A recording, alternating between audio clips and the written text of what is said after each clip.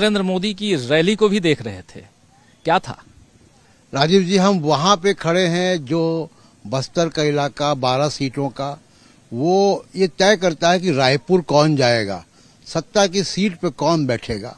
और पिछली बार जैसा आपने बताया कि लगभग पूरी सभी की सभी सीटें जो है वो कांग्रेस के पास थी और उनकी 2/3 मेजॉरिटी के साथ सरकार बनी। इस बार बस्तर में अभी भी सवाल है, लोग खामोश हैं कि क्या होगा। अटकलें लगाई जा रही हैं कि शायद उतनी सीटें ना आए या आ जाए या एक आध दो कम हो या कुछ और कम हो। ये तमाम अटकलें हैं यहाँ पे, लेकिन खामोशी है। अभी कोई साफ साफ ये कह नहीं सकता कि बस्तर में क्या होगा, छत्तीसगढ़ में क्या होगा। मैं इसलिए कह रहा हूँ कि पिछले 2018 में सारे एग्जिट पोल ने बताया था कि बीजेपी की सरकार आ रही है और उल्टा हुआ। उल्टा ही नहीं बल्कि 2/3 मेजॉरिटी से कांग्रेस की सरकार आई। तो इसलिए इसकी भविष्यवाणी बड़ी खतरे वाली है। तो उससे मैं बचना चाहूंगा कि मालूम पड़ा कि 3 तारीख को मैं ही गलत हो गया और हमारे तमाम दर्शक कहेंगे कि आपने क्या वहां पे खड़े होकर बात कर दी।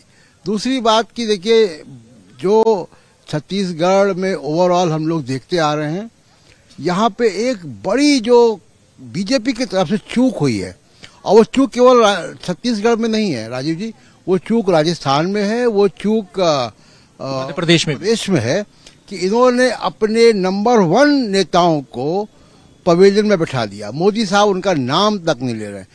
मैं राजस्थान में था और वसुंधरा राजे को भी किनारे कर दिया गया। यही हाल यहाँ पे रमन सिंह का हुआ। देखिए, विधानसभा का चुनाव क्षेत्रीय मुद्दों पे क्षेत्रीय नेताओं के सहारे होता है, और अगर आप क्षेत्रीय नेताओं को, या तो आप रमन सिंह के को किनारे करना चाहते थे तो यहाँ पे कोई वैकल्पिक नेतृत्व पैदा करते पिछले 5 साल में, वो भी नहीं हुआ। तो इसकी जो एब्सेंस है, बीजेपी यहाँ पे टक्कर में होती अगर यहाँ पे कोई ताकतवर नेता होता या रमन सिंह साइडलाइन नहीं हुए होते। ये बीजेपी की तरफ से रणनीतिक गलती हुई है, जिसको 3 दिसंबर को हम लोग फिर चर्चा करेंगे कि इस गलती का खामियाजा बीजेपी को क्या भुगतना पड़ा। बिल्कुल बिल्कुल। तीसरा राज्य है प्रशांत। एक बार जो अमरेंदु जी कह रहे हैं, जो आपने भी सवाल उठाया कि प्रधानमंत्री मोदी की पहली चुनावी रैली, और उस रास्ते से हम गुजरे कांकेर से, एक तो हमको जनता में वो उत्साह, नारेबाजी, बड़े बड़े झंडे बैनर नहीं दिखाई दिए, बसों में बैठाए हुए लोग लाए गए। दूसरे की प्रधानमंत्री मोदी के भाषण में एक भी बात ऐसी नहीं है जो चर्चा में, जो चुनाव की बहस को बदल दे। ऐसा नहीं हुआ कि मोदी जी के भाषण को अभी 4-5 घंटे हो चुके हैं और उसके बाद कोई भूपेश बघेल का बयान आ जाए, कोई प्रतिक्रिया आए, विवश हो जाए कांग्रेस पार्टी उसको, उस पर रिएक्ट करने को, ऐसा कुछ नहीं हुआ। तो यानी जो नैरेटिव है उसको कोई दिशा मोदी के भाषण से नहीं मिली। एक तो ये बात है। मुझे लगता है अमरेंदु उपाध्याय जी सही कह रहे हैं कि कहीं कोई फीडबैक है उनके पास और उससे वो ओवरकम या उससे उबर नहीं पा रहे हैं उस फीडबैक से। अब वो फीडबैक क्यों है, मैं आंकड़ों की रोशनी बताता हूँ कि मुझे क्या दिखा। देखिए, 10% का फर्क है बीजेपी के वोट शेयर में और कांग्रेस के वोट शेयर में। पिछली बार का 2018 का 43% और 33%। अगर बीजेपी को सरकार बनानी है तो उसको 10% से ऊपर का एक स्विंग चाहिए। मुझे उस स्विंग नहीं दिखाई दे रहा। यहाँ पे कोई एंटी इनकम्बेंसी सरकार के प्रति नहीं है। एंटी इनकम्बेंसी अगर होगी तो स्थानीय नेताओं के प्रति होगी, विधायकों के प्रति होगी। उसमें कुछ आंकड़ों में फेरबदल हो सकता है, लेकिन मुझे सरकार की एंटी इनकम्बेंसी नहीं दिखाई दी। तो वो 10% का तो स्विंग का सवाल ही नहीं उठता। यानी ये बहुत सेफली मैं कह सकता हूं कि यहाँ पे बीजेपी की सरकार मुझे आती हुई नहीं दिख रही है। कांग्रेस की सीटें कम ज्यादा ऊपर नीचे कुछ हो सकती हैं, एक बात। दूसरी बात, जो एडवांटेज है भूपेश बघेल का, जो अभी बात हो रही थी ग्रामीण क्षेत्रों की, देखिए जो कांग्रेस को सीटें छत्तीसगढ़ में हैं उसमें 85% सीटें ग्रामीण अंचल से आती हैं। जीत का मार्जिन आपको बताता हूं, जीत के मार्जिन एवरेज कांग्रेस का 18,000 से ऊपर है, बीजेपी का 15,000 से ऊपर है।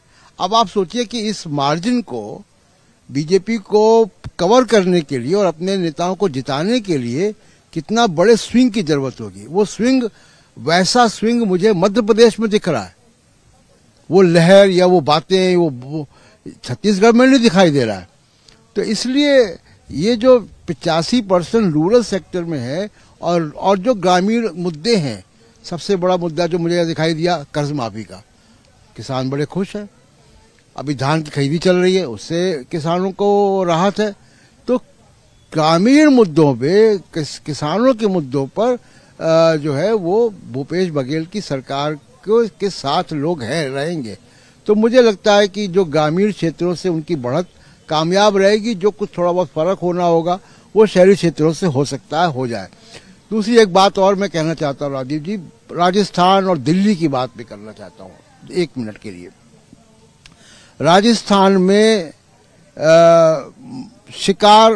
शिकारी जो है वो आज शिकार हो गया।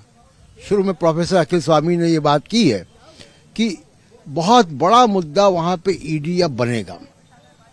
बीजेपी कांग्रेस के प्रदेश अध्यक्ष डोटासरा के घर ईडी पहुंची चुनाव शुरू होते ही, और अब ईडी के लोग घूस लेते हुए रंगे हाथ पकड़े जाने का आरोप है। सोशल मीडिया पे नोटों की गड्डियां 15 लाख रुपए की घूम रही हैं, और ये जो है राजस्थान में एकदम चीजों को पलट देगा। और मुझे लगता है कि गहलोत सरकार को और कांग्रेस को बड़ा एडवांटेज इससे मिलने जा रहा है। दूसरी की दिल्ली में आज 2 बहुत महत्वपूर्ण घटनाएं हुई हैं। महुआ मोइत्रा गई एथिक्स कमेटी में, और उस एथिक्स कमेटी में जो मैंने पढ़ा अभी तक यहाँ पे मीडिया में, बहुत अनएथिकल सवाल हुए। एथिक्स कमेटी अनएथिकल सवाल पूछ रही कि रात में आप फोन पे किससे बात करती है, एक महिला सांसद से ऐसे बात करी जाती है। वॉकआउट हुआ है। और दूसरी, सुप्रीम कोर्ट ने फैसला रिजर्व किया है इलेक्टोरल बॉन्ड्स पर। यह फैसला देश की राजनीति की दिशा भी बदल सकता है अगर ये फैसला कॉर्पोरेट बॉन्ड जो है वो सिमटता हुआ बीजेपी के हिसाब से देखा जाए तो थोड़ा सा एक अलग अंदाज में दिखाई दे रहा है। यानी कि बीजेपी यहाँ सिमटती हुई दिख रही है, चुनाव में कुल्लूज करती हुई दिख रही है। क्या कुछ कहेंगे इस पे, और यहाँ से प्रधानमंत्री नरेंद्र मोदी का चेहरा 2024 की तरफ कैसे बढ़ेगा? जी, जैसे आप अगर इम्तिहान के हॉल में बैठ जाएं तो जो लोग पर्चा लिख रहे होते हैं उनकी शक्ल बता देती है कि नंबर कितने आएंगे। तो आज जो प्रधानमंत्री का वक्तव्य था, जो बॉडी लैंग्वेज थी, वो ऐसा ही कुछ इशारा कर रही थी, और कि पर्चा बहुत कठिन है और तैयारी कम है। और तैयारी कम के कुछ बातें मैंने कर दी कि स्टेट लीडरशिप को ग्रूम नहीं किया गया, आंकड़ों की संख्या उनके विरुद्ध है। अभी मैं जीत हार के फासले की बात कर रहा था। ग्रामीण अंचल में, यानी जो देहाती सीट्स हैं, उन ग्रामीण सीटों में कांग्रेस का विक्ट्री मार्जिन ज्यादा है। जीत की बढ़त 18,000 से भी ज्यादा है। उसको कवर करना बीजेपी के पक्ष में नहीं है। अब इसका असर राष्ट्रीय राजनीति में क्या पड़ेगा? बहुत बड़ा पड़ेगा। जैसी बार बार आप चर्चा करते हैं, अगर ये 5-0 हो गया तो नई तरीके की राजनीति, और मैं कहूंगा कि नई तरीके की राजनीति नहीं, उल्टी गिनती, यानी जो टिक टिक है वो चालू हो जाएगी। और उसमें ऐसे वक्त में, क्योंकि देखिए जब उनको उद्योगपतियों का साथ मिलता है, उनको मीडिया का साथ मिलता है, एजेंसीज का साथ मिलता है, ये बीजेपी, ये मोदी साहब का नौमन तेल है जिसके सहारे उनका जो है वो परफॉर्मेंस होती है। अब अगर वो कम होगा, मुझे लगता है कि बिल्कुल तरीके से कम होगा, क्योंकि उसके बहुत सारे इंडिकेशंस मिल रहे हैं। तो अगर ये 5-0 होता है तो देश में आप समझ लीजिएगा कि इंडिया गठबंधन जो है उसको बहुत नई ताकत मिलेगी। और छत्तीसगढ़ के बारे में एक बात साफ साफ कह दूं कि 3 दिसंबर को जब नतीजे देखेंगे हम, तो हम लोग ये बात नहीं करेंगे कि अरे ये क्या हो गया।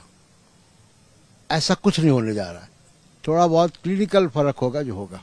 जी, ये बहुत बड़ी बात आप कह रहे हैं। मतलब ये गारंटी कहीं ना कहीं आप दे रहे हैं। प्रशांत टंडन जी, 2 दिनों से आप छत्तीसगढ़ में हैं, और 2 दिनों में जो भी आपने